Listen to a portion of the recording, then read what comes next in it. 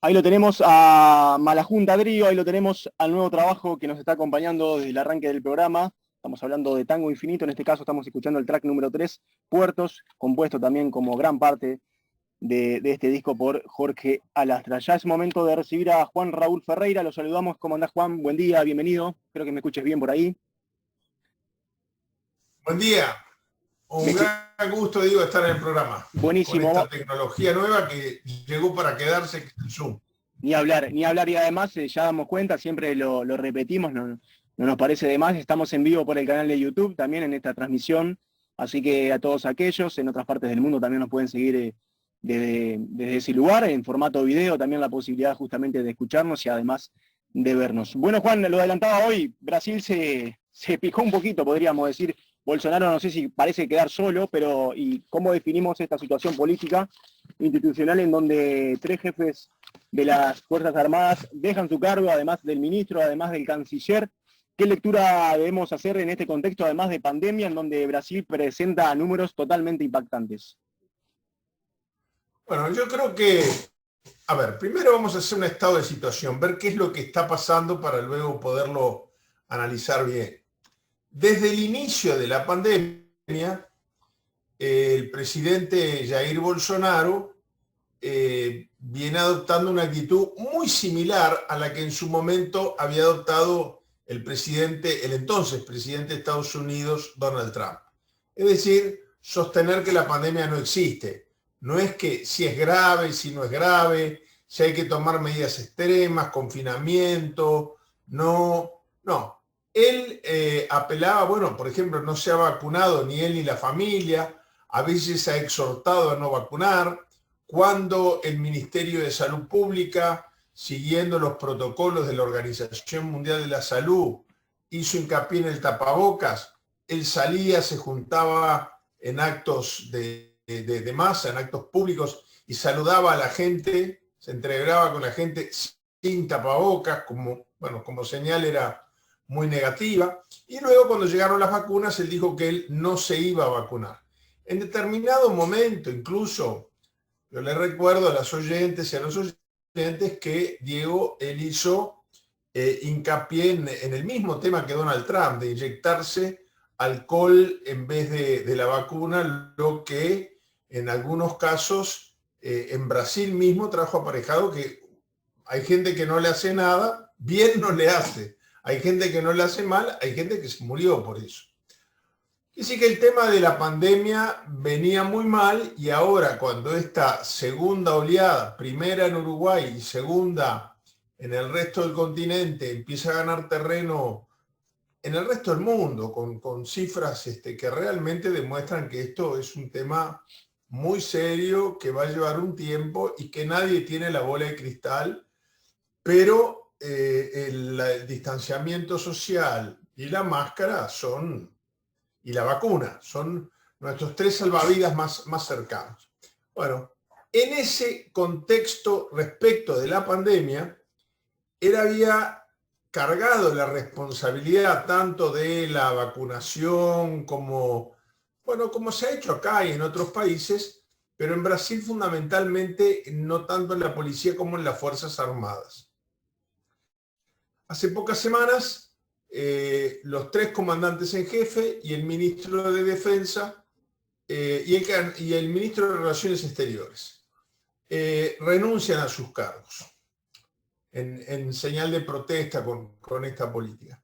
Yo, para ser franco, ya vamos entrando de a poquito en el análisis, antes de salir al aire te comentaba, ¿verdad? Digo, el canciller en Brasil, yo no digo que sea una figura decorativa porque no lo es, puede orientar hacia un lado o hacia otro la política exterior, pero hay una cancillería muy fuerte. Hay dos países, bueno, en realidad tres países en América Latina que tienen una cancillería con nombre y cuyos lineamientos generales de política exterior no cambian según el cambio de gobierno. México con Tlatelolco, Perú con Torre Tagle e Itamaraty en Brasil. Argentina, con el Palacio San Martín, ha tratado de hacer lo mismo, ponerle un nombre propio a la Cancillería para que dé la sensación de que cambian los gobiernos, pero la política exterior sigue una constante fundamental. Bien.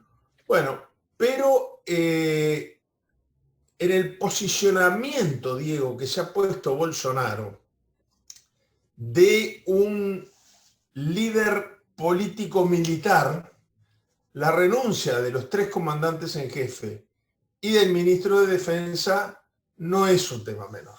No es un tema menor.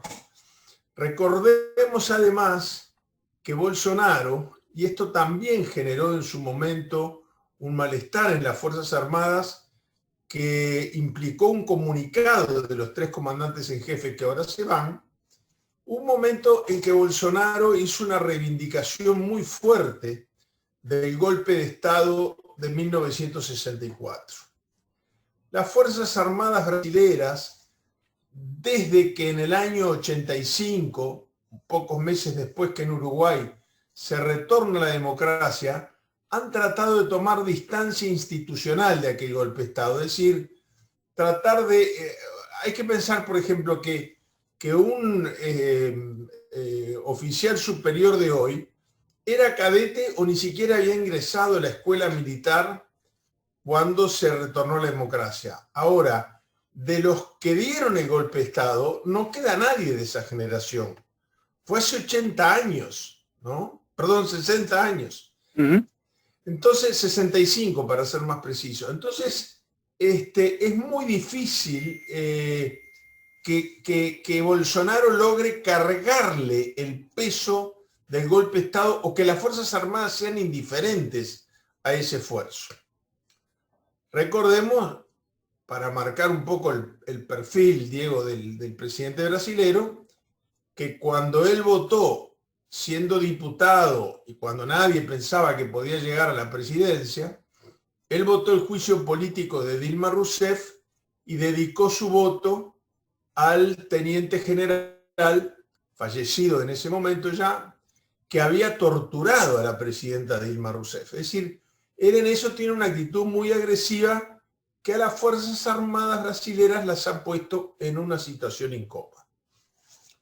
En ese panorama, ¿qué es lo que ocurre? Renuncian a raíz del fracaso de la campaña de vacunación, renuncian los 3 comandantes en jefe, el ministro de Defensa y, repito, el ministro de Relaciones Exteriores, que estaba siendo muy castigado en los foros internacionales, que además ya tenía otros problemas. Creo que ahí hay otro tema, pues ya tenía sus problemas previos con Bolsonaro. Pero el tema es que el presidente Bolsonaro es la tercera vez que sufre un estate quieto de las Fuerzas Armadas como institución, ¿no? Porque yo no creo que haya sido una decisión individual, que sea una mera coincidencia que los 4 renuncian el mismo día y por las mismas razones. Eso todo parece ser que fue hasta discutido no solamente entre ellos 4, sino con los cuadros superiores de las Fuerzas Armadas. Y en ese contexto, la ceremonia donde él da posesión al nuevo ministro Braga Neto en el día de ayer, y bueno, es preocupante, yo lo llamaría así, es preocupante. Primero, lo nombra ministro de Defensa y comandante de las 3 fuerzas, a pesar de que él no es un militar en actividad. Esto no tiene precedentes en la historia del Brasil. Que el ministro de Defensa sea ministro y al mismo tiempo esté al frente de las 3 Fuerzas Armadas, Ejército, Marina y Aviación. Primer dato que a uno le llama la atención. Bien. Pero además, en su discurso de Asunción, Braga Neto vuelve a estribar en el tema de la dictadura de la década del 60 y a reivindicarla y a decir que aquel golpe de Estado que fue, quizás por haber sido, entre otras cosas, el primero, el más largo de la cadena de gobiernos dictatoriales que hubo en América Latina, fue también el que dejó secuelas y heridas más profundas en la sociedad brasileña. Un gran amigo mío, sin duda, pero del Uruguay también, Jair Kriske, dice que en los últimos años, Jair ya tiene 80 y pico de años largos, un paladín de los derechos humanos, la única persona, bueno, no, el otro día vi también de un científico que no aceptó el premio Nobel. Ah, no, el otro era el filósofo francés, Jean-Paul Sartre. Son los únicos dos, y Bolsonaro el premio Nobel de la Paz, que rechazaron el premio Nobel en el caso de Jair Kriske, porque decía, bueno, yo miro la ventana, cómo están los derechos humanos en mi país y no puedo aceptar el premio Nobel. Bueno, Jair decía, me ha dicho varias veces, lo dijo acá en Uruguay en su última visita, que el silencio de los civiles en la última etapa del golpe en gran medida respondía al miedo que se había logrado sembrar. Bueno, ayer rompe ese silencio el nuevo ministro de Defensa y dice que el golpe de Estado fue dado para salvar la paz, devolver el orden, la tranquilidad pública, la moral, bueno, toda la cantanilla clásica de la doctrina de la seguridad nacional de la época. Sí, Juan, la Diaria, por ejemplo, hoy y un dice hecho portada, que me parece... dice en portada la Diaria que era más bien para pacificar al país ante una grave inestabilidad política, social y económica. Esto es frase textual del nuevo ministro de Defensa del Brasil. Exactamente. Bueno, esa frase que cita la Diaria, Diego, generó una situación que yo te confieso que a mí mismo, que lo estaba viendo en vivo, me llamó mucho la atención, ¿no? Y es que los tres comandantes salientes y el ministro de Defensa saliente, que por cortesía, además de porque corresponde protocolarmente, estaban presentes en el acto de asunción del nuevo ministro, ante esta frase se miraron los tres, hicieron un pequeño circulito para hacer una consulta y se retiraron de la ceremonia. El tema para saber cómo sale el gobierno de Bolsonaro de esta situación es pensar quién representa más el pensamiento institucional de las Fuerzas Armadas como tal, si los que llegan o los que se fueron. Pero los que se fueron no quisieron quedarse en el acto cuando Braga Neto hace esa referencia que tú acabas de leer textualmente. Este panorama, a ver qué te puedo agregar, Diego, se da en un momento, nosotros acá quizás observamos con más atención de la coyuntura internacional, gran crisis en el Mercosur, donde Bolsonaro es partidario de la flexibilización, pero no lo dice en la reunión cumbre, simplemente se limita en las conversaciones en privado entre los presidentes a señalarlo, pero el doctor Lacalle Pou lo dice en su discurso de clausura, y esto genera algunas rispideces, etc. Esto en el ámbito regional, el debilitamiento de Brasil a nosotros nos afecta, porque muy claramente en otro programa puedo dar mi opinión sobre el tema, pero objetivamente Uruguay ha puesto sus fichas en Brasil y no en Argentina. Entonces nos afecta. Y bueno, es un vecino muy poderoso y muy importante en cualquier caso y en cualquier momento. Pero en la interna política del Brasil llega en un momento muy determinante, porque el expresidente Luis Ignacio Lula da Silva, que ya había recuperado su libertad desde el punto de vista físico, digamos, la recupera jurídicamente, es decir, el Supremo Tribunal de Justicia lo exonera de todo cargo e inicia un procedimiento judicial contra el juez Moro, que fue el que lo metió preso a Lula. Pero a todo esto, además, Lula anuncia que va a denunciar en los tribunales internacionales a Bolsonaro por genocidio a raíz de su manejo de la pandemia, que es la razón por la cual se alejan los 3 comandantes en jefe y el ministro de Defensa.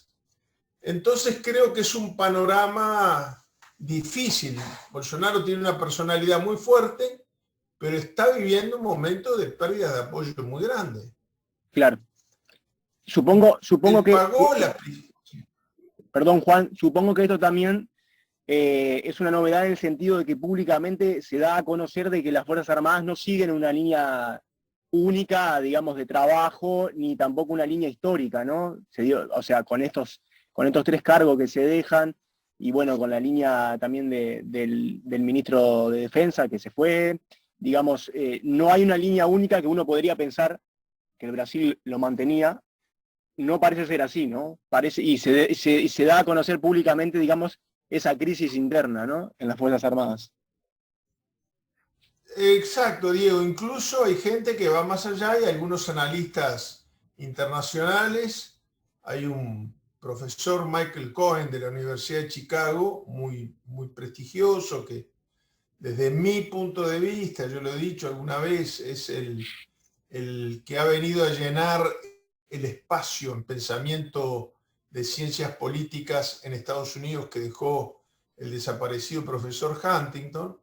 Y Michael Cohen dice que en este momento él ve a las Fuerzas Armadas brasileras mucho más alineadas en la posición que adoptaron los renunciantes que el presidente Bolsonaro. Él no cree, es un estudioso, siguiendo la tradición de su antecesor Al Stepan, que fue el primer académico americano que se destacó en el ámbito internacional por sus estudios específicamente sobre el Brasil, y Al Stepan siempre señalaba esto de la unidad férrea y monolítica que en todas las etapas de la vida del Brasil han tenido las Fuerzas Armadas.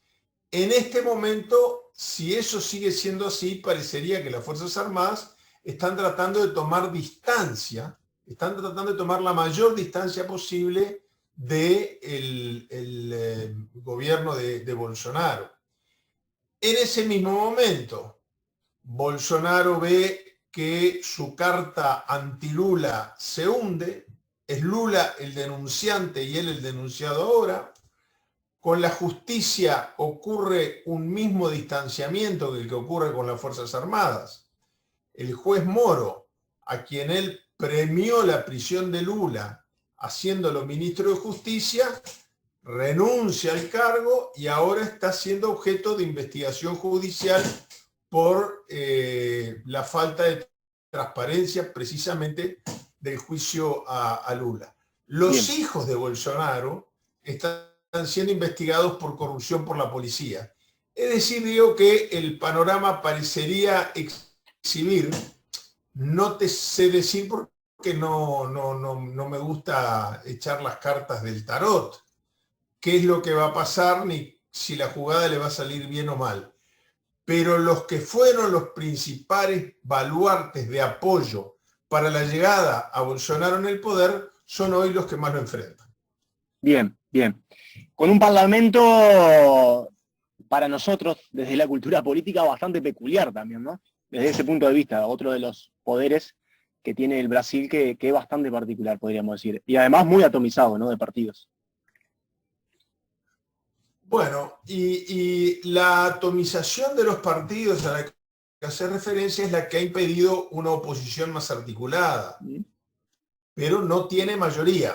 No ha logrado hacer una mayoría de todos los sectores minoritarios, como se hace, por ejemplo, y está ocurriendo en estos días también en Israel, que son muchos partidos muy chiquititos, los que inclinan la balanza hacia uno u otro de los dos partidos históricos. Pero tampoco la oposición se ha logrado cohesionar por tanta atomización que hay.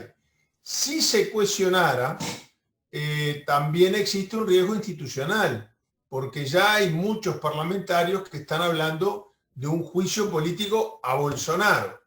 Bueno, sería el tercer juicio político de la historia de Brasil. ¿no? El primero fue en el siglo XX, luego vino el juicio de Dilma y ahora aparentemente no han logrado cohesionar las posturas, pero hay una mayoría parlamentaria que ya estaría dispuesta a iniciar un proceso de juicio político. ¿Qué hay de cierto en ese sentido, Juan, acerca del Parlamento, de la posibilidad de que el Brasil, de que, digamos, ciertos parlamentarios, digamos, vendan su apoyo para mantener sus cargos, ¿no? Eso lo he leído en alguna que otra columna. Por ejemplo, ayer estaba leyendo el semanario Brecha, que excepcionalmente salió el miércoles, y en una columna justamente un analista de Brasil hablaba sobre ese tema, ¿no? Y sí, lo que es cierto objetivamente, más allá de lo que los analistas podamos opinar, es que en Brasil la atomización partidaria que se ha dado en toda América Latina, ¿no? Este es un tema que incluso con ustedes he tratado muchas veces, ¿no? Cómo los partidos políticos más fuertes en los países que tenían sistema de partidos fuertes. Colombia, conservadores y liberales, no existen más. Chile, demócratas cristianos y socialdemócratas, no existen más. Incluso la izquierda, la Unidad Popular, no existe más. En Perú, el APRA, el partido más fuerte de América Latina, no existe más. En México, el PRI llegó a ser partido único, luego hegemónico, no existe más. Bueno, no existe más, no corre con chance, pierde las elecciones. El APRA en el Perú, yo siempre digo que a mí de chico me enseñaban que era como Dios, era eterno y verdadero el APRA, ¿no? En la época que vivía su fundador, Víctor Raúl Haya de la Torre. El APRA en la última elección no llegó al 6% de los votos que se requiere para mantener la personería jurídica. Esto también está ocurriendo en Europa. Ahora en España gobierna el Partido Socialista Obrero Español porque se coaligó con Podemos, con Ciudadanos, con partidos menores que antes no existían. Bueno, si esto está dañando la estabilidad democrática de países con sistemas de partidos fuertes, imagínate un país como Brasil que nunca tuvo partido, una tradición de sistema de partidos, ¿no? Incluso los partidos que fueron fuertes los últimos años, antes de las divisiones tremendas que se están viviendo ahora, el Partido Traballista, el PMDB, bueno, prácticamente no existen más ninguno de los dos, ¿no? Incluso el partido que forma Lula es un partido nuevo, que lo forma él, no era el viejo partido traballista. El PT no era el partido traballista, era el partido de los trabajadores, que era otro partido, otra cosa nueva. Entonces, en este proceso de atomización, donde los partidos no tienen mucha identidad propia, es muy difícil saber qué va a pasar. Bolsonaro ha tenido la habilidad de cohesionarnos en contra suya. Entonces, en el momento en que se unan, aunque sea... Vamos a ver lo que pasó con Dilma Rousseff. Y con Dilma Rousseff, Temer logró votar contra su propio partido y llegar a la presidencia del Brasil, pero esa coalición que derrocó a Dilma duró 48 horas. Después que tomó el poder Temer, si duraba 6 meses más en el cargo, le hacían juicio político a él. Es decir, el Parlamento brasilero es una especie de caja de resonancia de distintas posiciones políticas, pero no es un órgano articulador de la opinión pública brasileña manifestada en partidos. Bien. Digámoslo así elegantemente. Tenemos esa incógnita, Juan, acerca, bueno, de cómo se va a comportar la estructura política del Brasil, pero también queda la duda de lo que hablábamos anteriormente acerca de la cúpula militar, las Fuerzas Armadas. ¿Qué cambio vamos a tener respecto justamente a este nuevo viraje, a estas nuevas autoridades que asumen? ¿Van a ser sumisas al presidente? ¿Va a cambiar algo? ¿Van a seguir en la línea de por lo menos enfrentarlo en caso de que así sea? Sí, tú hace un rato pusiste el dedo en la llaga justa de donde está el problema, creo yo. El tema es, hay dos posibilidades. O las Fuerzas Armadas ya no tienen la unidad monolítica que han sabido tener históricamente, o esa unidad monolítica ya no respalda al presidente Bolsonaro. Mm. Yo personalmente, cuando pienso en otros episodios que se han dado a lo largo de los 2 últimos años, y sobre todo en el último año a partir de la crisis sanitaria, me atrevería a decir que la renuncia simultánea de los 3 comandantes y del ministro de Defensa, la del canciller puede obedecer a otras circunstancias y haber aprovechado esta oportunidad de la crisis de gabinete. Pero me atrevería a decir que esa postura, incluso esto tan emblemático, de que los 3 apenas se miran, se hace una pequeña consulta, los 4, perdón, el ministro y los 3 comandantes salientes, y se retiran de sala cuando hay una defensa de la dictadura brasilera, yo me atrevería a decir que las Fuerzas Armadas brasileras siguen cohesionadas, pero interesadas en tomar distancia con la postura del presidente Bolsonaro, cuya continuidad en el cargo dependerá de si se logran las mayorías parlamentarias o no para el juicio político. Bien, bien, Juan. Y además justamente dábamos cuenta, país azotado duramente por lo que es la pandemia, la crisis sanitaria, ¿no? Ese costado, además, si lo agravamos desde el punto de vista institucional, complicado de salir, ¿verdad? Juan, quiero... Y uno de los problemas más serios que nosotros tenemos en Uruguay es que tenemos la frontera terrestre con Brasil, que es el país que está peor calificado por los índices de Harvard y por la Organización Mundial de la Salud. Claro, claro.